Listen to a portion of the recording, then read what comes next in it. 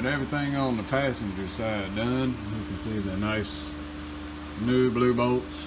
Wasn't too bad. Hardest part was getting that motor mount in. Trying to deal with those bolts, but figured I better do it while I'm doing. And change the spark plugs, so we're all buttoned back up. So now we'll get to move to the driver's side. But on the driver's side, I believe it's going to be a little more difficult because I got a broken bolt right there. You can see it right behind that plug wire.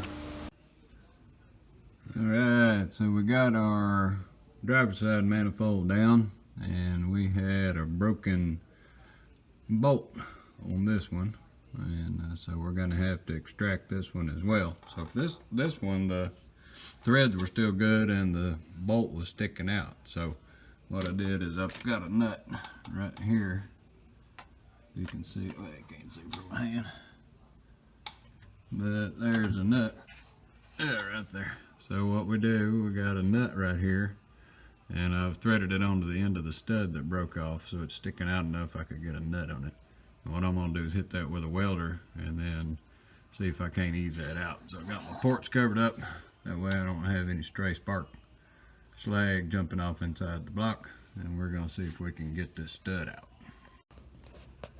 All right, so now we got our nut welded. You can see it there. And so what we're going to try to do is back that thing out. So what I'm going to do is hit it with some of this freezer spray.